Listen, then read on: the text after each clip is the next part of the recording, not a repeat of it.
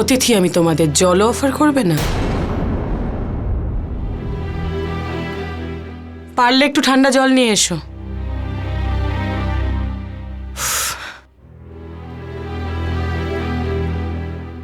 ভীষণ গরম। অনেক বদলে গেছো তুমি বেদিকা। এত দূর থেকে দেখলে বদলে যাওয়াই মনে হবে। যদি কাছ থেকে দেখো, ট্রাস্ট মি, আমি সেই বেদিকাই আছি। Stop this. আর তুমি এইসব করলেও আমার ইনভেস্টিগেশন থেমে থাকবে না। আর যা তোমার কাছে জানা সেটা জেনে নেওয়া হবে। পুলিশ স্টেশনে দেখছি তুমিও বদলে যাও।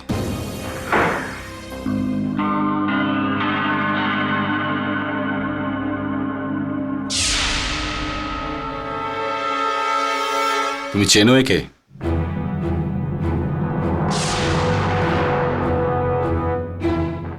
না। কে? ইন্ট্রোডিউস করাবো নাকি নিজেই নিজেকে? হ্যালো, আমার নাম বেদিকা রায় সিংঘানিয়া। তোমার নাম? ম্যাডাম, আমি স্বীকার করে নিয়েছি, আপনিও স্বীকার করে নিন। ঠিক আছে, কিন্তু তুমি কি স্বীকার করেছো, আমাকে কি স্বীকার করতে হবে সেটা তো বলো। আপনি আপনাদের মিলেই আগুন লাগাতে আমাকে টাকা দিয়েছিলেন। আর এই বয়ানটা দেওয়ার জন্য তোমাকে কে কত টাকা দিয়েছে? আমি নিজের মিলেই নিজে আগুন লাগাবো? আমার কি মাথা খারাপ হয়ে গেছে? তোমার নাম যাই হোক আর তুমি যেই হও আমি জানি না, কিন্তু আমি পেশায় একজন লয়ার। ওনাকে জিজ্ঞেস করতে পারো, উনি বলে দেবেন। এই জন্যই এরকম কথাবার্তা আমি খুব ভালো করে বুঝি। আমি জানি না একে। আরে ইনি মিথ্যে কথা বলছেন, ইনি টাকা দিয়েছিলেন আমাকে আগুন লাগানোর জন্য। নিয়ে যাও। হ্যাঁ,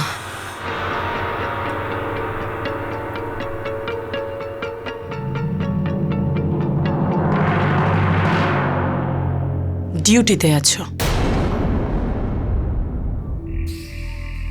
তুমি কি হয়ে যাচ্ছ বেদিকা? তুমি তো ইন্সপায়ার করেছিলে আমাকে কিছু হওয়ার জন্য।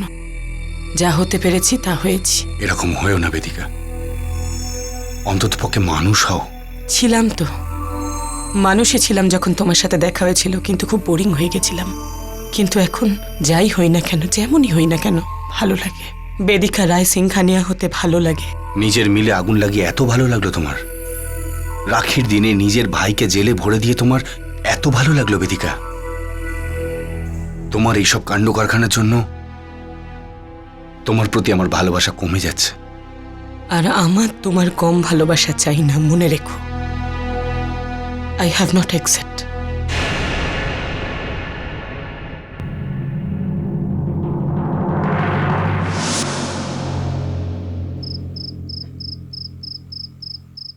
আরে ওই ডিসিশনটা তো বেদিকার, অন্য কে কি করতে পারে? এটা বেদিকার ডিসিশন নয়, এটা হলো ওর রাগ। আচ্ছা চলো খাবার খেয়ে নাও। একটা শর্তে, খাওয়ার সময় দৈনিক দর্পণ নিয়ে কোনো কথা হবে না। শুধু একটা রিকোয়েস্ট আছে, কালকের এডিশনে বেদান্তর বিরুদ্ধে যেন কোনো হেডলাইন না ছাপা হয়। শ্রেয়ার আশীর্বাদ আর সেই দিন এরকম একটা খবর বেরোনো। আশীর্বাদ কালকে? হ্যাঁ। তাহলে তো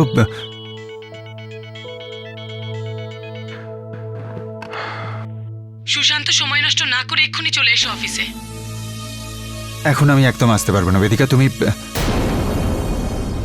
সুশান্ত, কখনো কখনো এতটাই তোমায় প্রয়োজন হয় যে সব সময় বলি নাকি আমি তোমাকে? আচ্ছা ঠিক আছে, আমি অপেক্ষা করছি। ঠিক আছে। এত রাতে অফিসে যাওয়ার কি দরকার? আমিও বুঝতে পারছি না এমন কি জরুরি দরকার পড়লো তার। কালকের এডিশন তো পুরো চেক করে এসেছি আমি। তাহলে যাবে না বলে দাও না। ও এমনভাবে রিকোয়েস্ট করছিল, না বলতে পারলাম না। আসছে। আরে খাবারটা তো খেয়ে যাও। প্লিজ ফিরে এসে। তাড়াতাড়ি এসো, আমি অপেক্ষা করছি।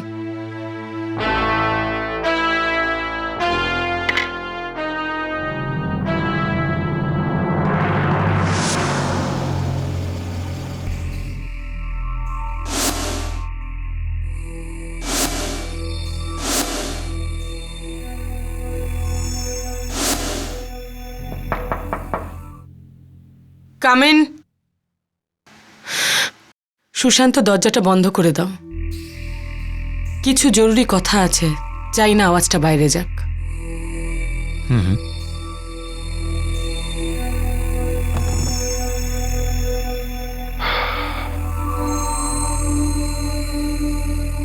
বলো, কি কথা বলার জন্য ডেকে পাঠিয়েছ? সাসপেন্স তো আমার ক্রমশ বেড়ে যাচ্ছে। আরো বাড়াই? বাড়াও। আমি তো ক্রাইম রিপোর্টার ভাই, সাসপেন্স এমনিতেই পছন্দ করি। আমিও পছন্দ করি। ফোনটা অফ করো। কেন? ফোন কেন অফ করব? কারণ আজ রাতে আমি তোমার পুরো অ্যাটেনশন চাই। No disturbance. এই ঘরে শুধু তোমার আর আমার আওয়াজই শোনা যাবে। এই দেখো, ফোন অফ করে দিলাম। এবার প্লিজ সাসপেন্সটা শেষ করো, আসল কথা এসো। ঠিক আছে, কালকের হেডলাইনের কপি দেখাও আমাকে। তুমি যে ইনস্ট্রাকশনস দিয়েছিলে সেই মতোই করেছি আমি। তোমার কি মনে হয় আমি যেটা করছি সেটা ঠিক না ভুল? এমপ্লয়ি হিসেবে নয়, বন্ধু হিসেবে বলো। গুড। বন্ধুর জায়গা থেকে আমি এটা বলতে পারি যে তুমি ভুল করছো বেদিকা। আর যদি এই হেডলাইনটা ছাপতে না চাও, অল্টারনেটিভ আর একটা তৈরি করেছি। এত তাড়াহুড়ো করো না আমার কাছে। এই সিদ্ধান্তটা আমার কাছে খুব জরুরি। আমার তোমার সাহায্যের প্রয়োজন সুশান্ত।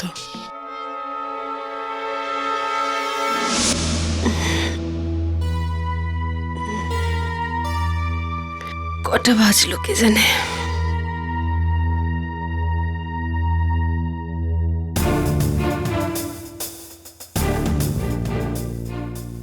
এত রাত হয়ে গেল এখনো ফিরলো না।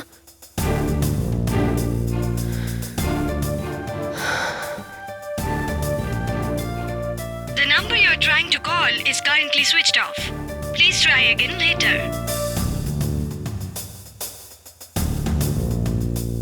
সুশান্তর ফোনটা অফ কেন?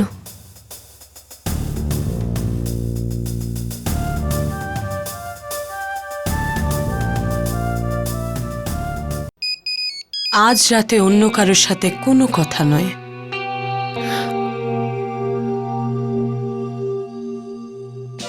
আজকের রাতটা শেষই হতে দেব না।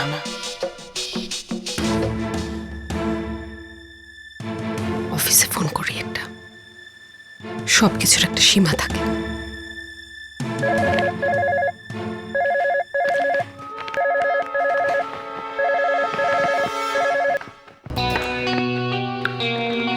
তুমি খুব ভালো কাজ করছো সুশান্ত। আমি জানি আমায় সঙ্গ দেওয়ার জন্য তুমি যা কিছু করতে পারো। সুশান্ত, বলো। তুমি কি জানো না, আমার এই বেদান্ত রায় সিংঘানিয়ার হেডলাইন্সটাই বেশি ভালো লাগছে। গুড জব, এটা নিয়ে এগোনো যাক। বেদিকা, আমি এখনো বলছি যে তুমি এটা ভুল করছো। কারণ ও আমার ভাই বলে? তোমার কাছে এই খবরটা পার্সোনাল লেভেলে খুব ক্ষতি করবে। সুশান্ত, প্রশ্নটা দামি কিংবা সস্তার নয়, প্রশ্নটা হলো সত্যর। আর সত্য এটাই, বেদান্ত রায় সিংঘানিয়া গ্রেপ্তার হয়েছিল।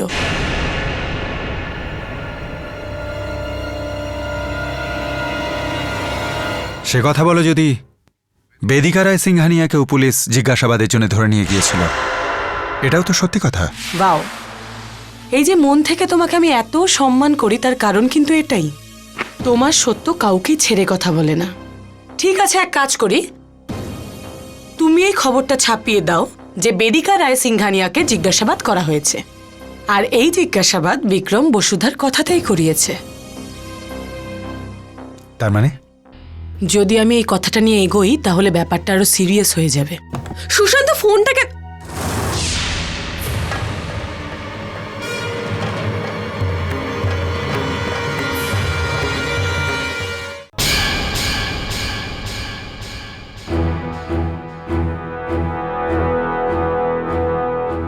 আমার মনে হয় ইম্পর্টেন্ট মিটিং চলছে, পরে আসছি। বসুধা, কোথায় যাচ্ছিস?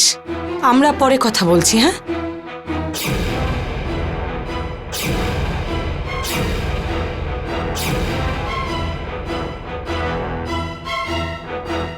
কি হলো? এখানে কি হচ্ছিল সেটা নিয়ে আগে কথা বলি।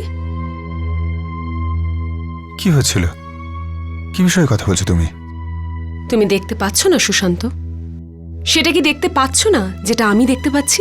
বসুধা, তুমি কি দেখতে পাচ্ছিলে? কি বিষয়ে কথা বলছো? আমি বেদিকার ব্যাপারে কথা বলছি। কি হয়েছেটা কি তোমার? আজকে আমি তোমাকে যা বলছি সেটা বুঝতে তোমার এত সময় লাগছে কেন? হয়তো তুমি যেটা বোঝাতে চাইছো সেটা সোজাসুজি বলছো না। আচ্ছা ঠিক আছে, আমি সোজাসুজি বলছি, বেদিকা তোমাকে ব্যবহার করছে যেটা তুমি দেখতে পাচ্ছ না।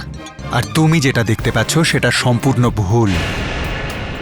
তুমি জানো না বেদিকা কাজের বিষয়ে ভীষণ অনেস্ট, আর যখন খবর ছাপার বিষয় আসে তখন নিজেকেও ছাড়ে না। ওর সত্যতার প্রমাণ চাও তুমি? আমার যা দেখার ছিল আমি দেখে ফেলেছি। তুমি যেটা বলছো সেটা ঠিক নয় সুশান্ত। তুমি আমাকে বিশ্বাস করো তো? আমার একটা কথা শুনবে? চাকরিটা ছেড়ে দাও। কি বাচ্চাদের মতো কথা বলছো? তুমি তো আমাকে বলেছিলে যে বেদিকার দৈনিক দর্পণে আমাকে প্রয়োজন রয়েছে। And you are right Basudha, she needs me. এমনকি প্রত্যেকটা পদক্ষেপ নেবার আগেও। আর সেই পদক্ষেপগুলোর কি হবে যেগুলো আমি নিতে চলেছি? আমার কি হবে? বসুধা, আমি একদম বুঝতে পারছি না তুমি কি বলতে চাইছো। ছেড়ে দাও সুশান্ত। রাত 12টার এই মিটিং এর পর তুমি আর কিচ্ছুই বুঝতে পারবে না।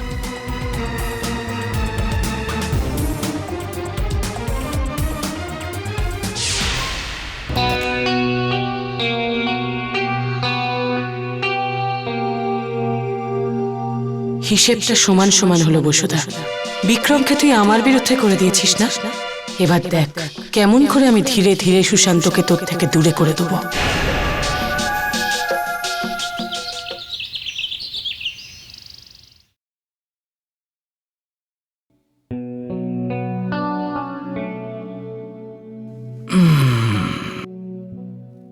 কি ব্যাপার, আজ খুব রোমান্টিক মুডে আছো? কি করব, যখনই তোমাকে দেখি রোমান্টিক হয়ে পড়ি। খুব ভালোবাসতে ইচ্ছা করছে তোমায়। খুব অদ্ভুত সিচুয়েশন। আজ তোমার খুব ভালোবাসতেও ইচ্ছা করছে, আর আজ শ্রেয়ার সাথে তোমার আশীর্বাদও।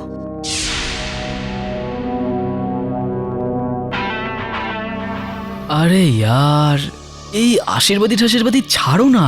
শুধু এটাই ভেবে নাও যে এটা একটা মোড় যেটা আমাদের রাস্তার মাঝে পড়ে।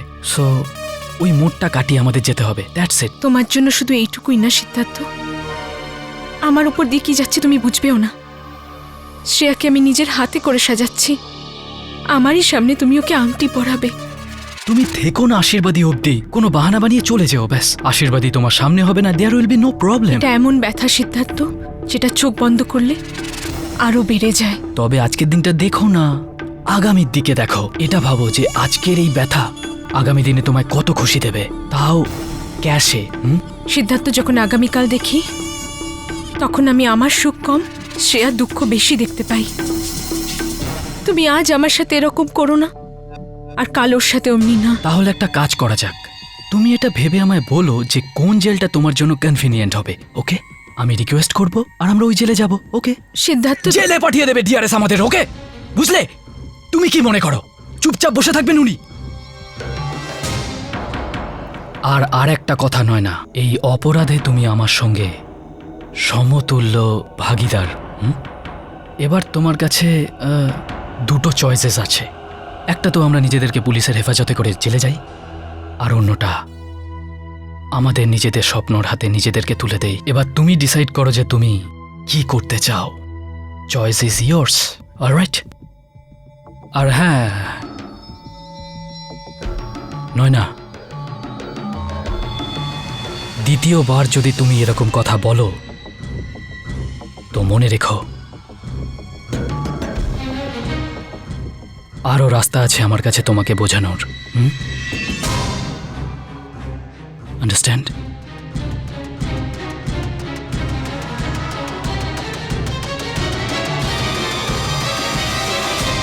তোমার আর শ্রেয়ার আশীর্বাদিতে দেখা হবে সিদ্ধার্থ।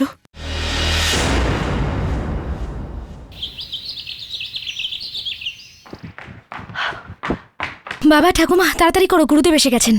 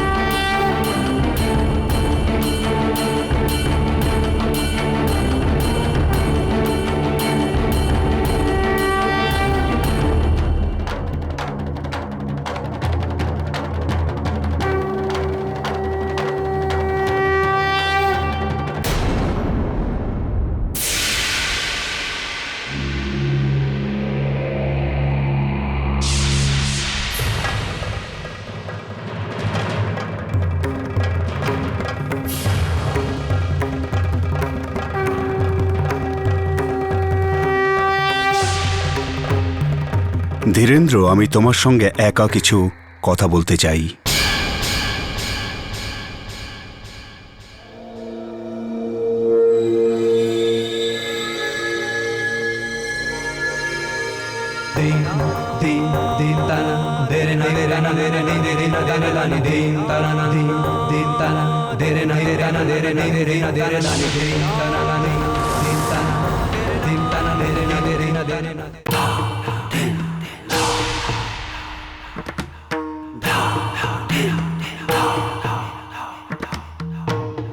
মৃত্যুর ছায়া তোমার ঘরের ওপর রয়েছে ধীরেন্দ্র, যা প্রতি মুহূর্তে বিরাট আকার নিচ্ছে। মৃত্যু তোমার বাড়ির দিকে রওনা দিয়েছে আর 7 দিনের মধ্যে এখানে পৌঁছে যাবে। মৃত্যু? তাও আমার বাড়িতে? কার মৃত্যু? ধীরেন্দ্র, আজ থেকে 7 দিন পর তোমার মৃত্যু যোগ আছে।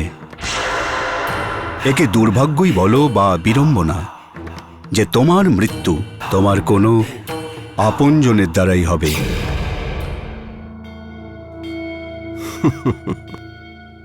তাহলে গুরুদেব, আপনি এটাই বলতে চাইছেন যে আমার জীবনের আর শুধু 7টা দিনই বাকি আছে? আজ থেকে 7 দিনের মধ্যে আমি নিজের বাড়ির কারোর হাতেই মরতে চলেছি।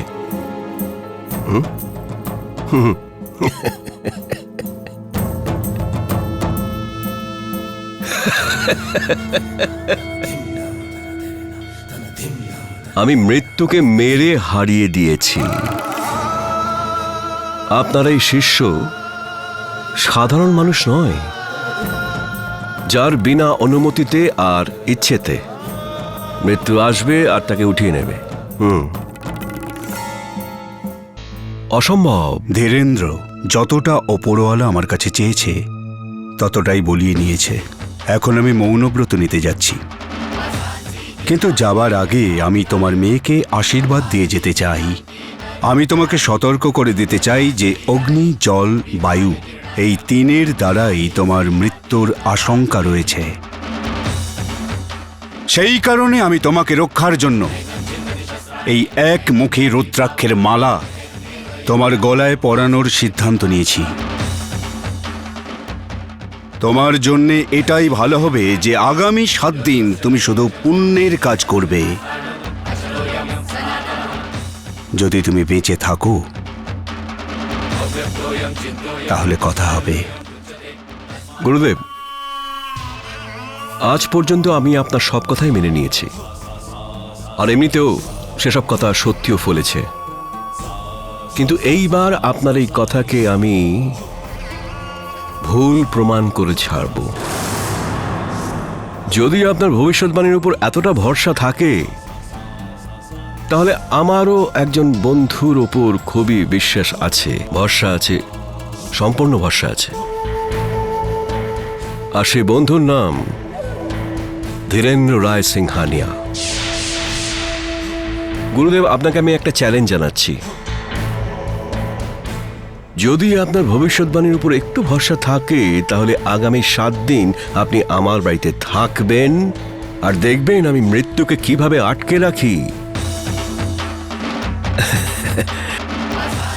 যদি আপনার এই চ্যালেঞ্জে সম্মতি থাকে তো বলুন। তবে তাই হোক।